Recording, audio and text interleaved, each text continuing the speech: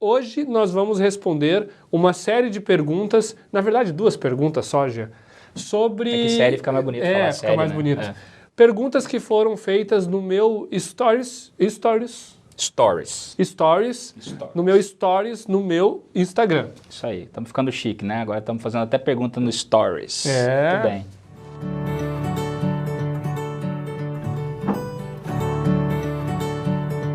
Olá pessoal, eu sou o Thiago Vieira. Eu sou o Jean Regina, você está no canal Direito Religioso, esse canal que é uma ferramenta para a Igreja Brasileira, onde nós queremos conversar sobre direito, religião e esses assuntos todos que impactam a sociedade brasileira. Bom, então aproveita que você já chegou nesse canal, dá o seu like, se inscreva, ative o sininho de notificações. Bom, então vamos responder essas perguntas. Até antes, assim, ó, aproveita, porque nós queremos interagir também através desses outros nossos meios, né? Então, olha lá, o Éder vai colocar o nosso Instagram, meu, do Thiago, e vamos conversar por ali também. Acho que ali é importante da gente ter um canal de comunicação direto. Bom, vamos lá então. Primeira pergunta que apareceu no Stories, e ela é bem interessante, porque é uma dúvida que muita gente tem. Quem fez essa pergunta foi o Giovanni Porto dos Santos. Tiago, e quando a igreja não tem estatuto e nem CNPJ, como é que fica? Giovanni, ela continua sendo igreja, mesmo sem estatuto, sem CNPJ. Não é o Estado que vai dizer quem é igreja e quem não é. Quem diz quem é igreja são os fiéis. É aquele grupo de pessoas que, unidas com o ânimo de ser igreja, têm suas próprias liturgias. E aqui eu acho que fica uma coisa importante de a gente frisar, tá? Igreja é diferente de associação civil. Só que na cabeça do brasileiro, isso ainda é uma confusão. Ainda a gente pensa em igreja da mesma forma como a gente pensaria num clube, em que eu tenho que fazer o meu estatuto e o meu estatuto. Né, o regimento não precisa, mas o meu estatuto eu tenho que aprovar esse estatuto no cartório para daí criar um CNPJ, para daí nascer uma associação civil juridicamente. A igreja, na verdade, ela não depende desse registro para ela se constituir no mundo jurídico. A igreja, a organização religiosa, tal como ela é organizada por um estatuto social e a criação de um CNPJ, o efeito dela é declaratório pelo Código Civil. Ou seja, a igreja ela existe por si mesma.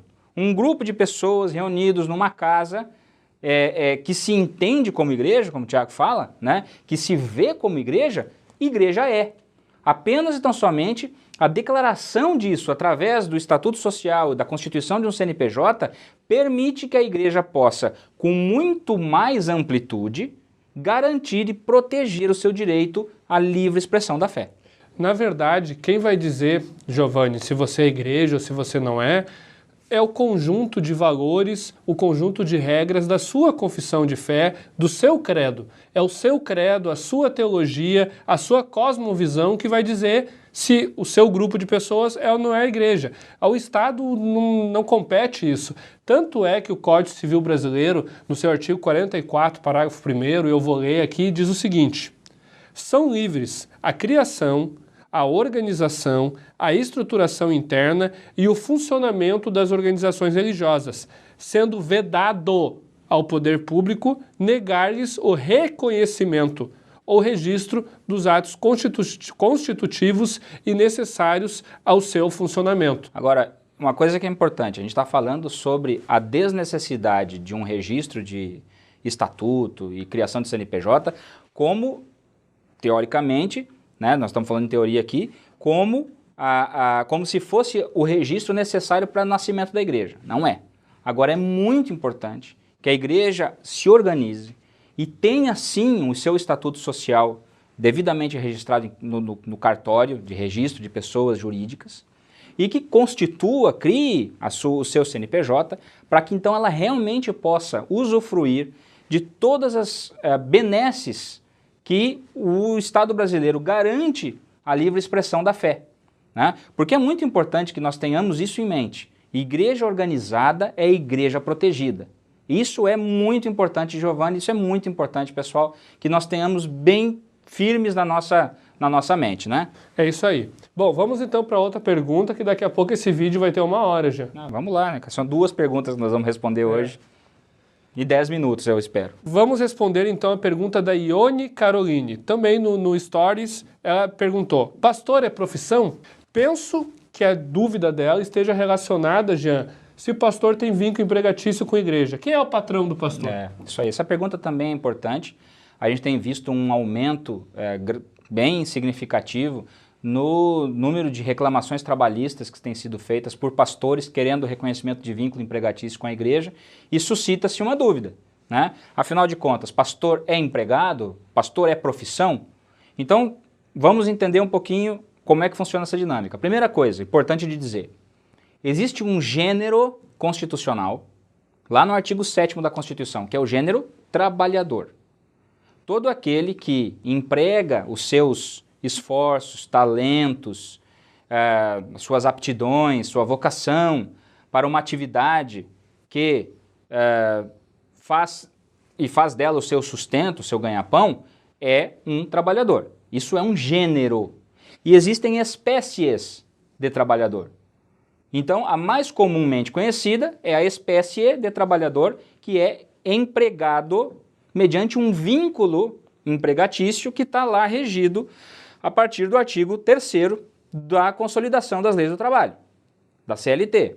Aquele caso do trabalhador que é remunerado, não está eventualmente à disposição de um empregador e que tem uma subordinação hierárquica com relação a esse empregador. Bom, essa é uma espécie. Agora, o pastor, ele faz parte de uma outra espécie de trabalhador. Ele o nome dele, juridicamente falando, está estabelecido lá na Lei Geral da Previdência, como ministro de confissão religiosa.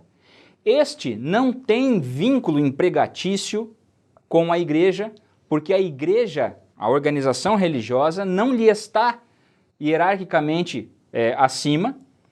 E, mais importante, o vínculo que une um ministro de confissão religiosa, um sacerdote, né, um padre, seja qual a nomenclatura que a tradição espiritual daquele templo, daquele culto especificamente chama, o vínculo é um vínculo transcendental, é um vínculo espiritual, não é um vínculo sinalagmático, comutativo, que é o vínculo empregatício. Não existe uma coisa do tipo, eu presto um serviço, eu presto serviços espirituais e na contraprestação me paga um salário. O pastor, e não só o pastor, o evangelista, o presbítero, o diácono, o padre, o sacerdote, eles possuem um chamado espiritual.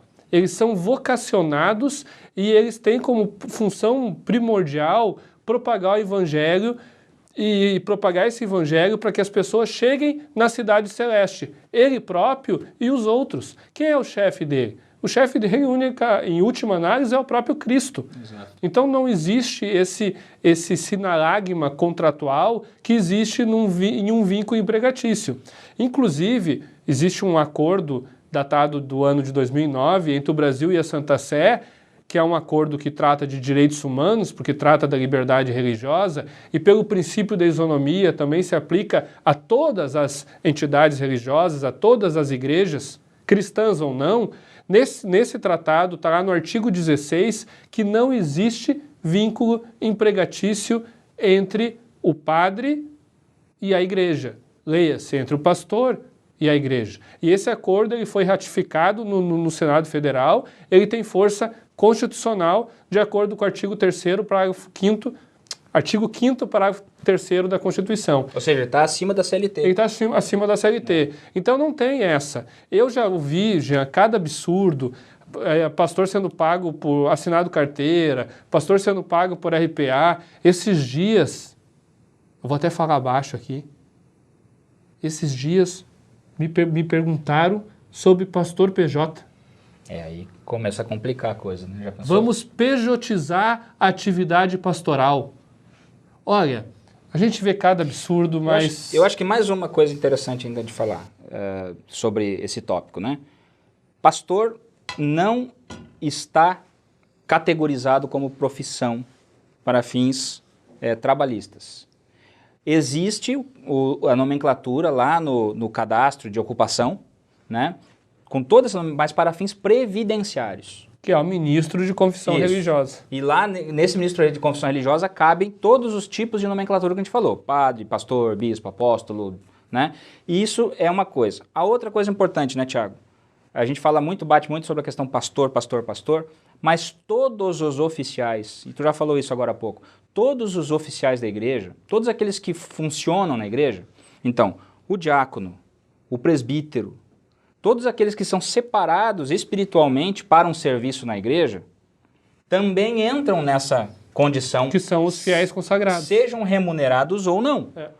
Até porque a lei do voluntariado não se aplica dentro do ambiente da organização religiosa. De novo, é coisa de associação civil. Lei do voluntariado está na imanência, está na secularidade, está nas questões deste mundo. Entidades sociais, ajudar o próximo, que é muito legal. Mas quando nós estamos falando de igreja, nós estamos falando da transcendência, nós estamos falando da espiritualidade, nós estamos falando das coisas que não são desse mundo. E para falar das coisas que não são desse mundo, qual é o campo? É a igreja. É isso aí. Bom, respondemos 2 perguntas. Deu uns 40 minutos. Mais ou menos, espero que dê um pouquinho menos. Vamos aprendendo devagarinho. 2 advogados falando é quase pedir para ter falatório, né? Por favor, continue nos acompanhando. Continua fazendo perguntas, vamos conversar mais. E façam perguntas fáceis. Vamos perguntar mais, vamos falar mais sobre direito e religião. Eu acho que tem muita pergunta aí para a gente ir respondendo, para a gente ir trocando informações. Valeu, pessoal. Continuem, por favor, dando like, fazendo aquele negócio todo lá de Deu, Jean. fazer Valeu, e tarará, e compartilhe esse vídeo Tchau, aí, hein? pessoal. Valeu.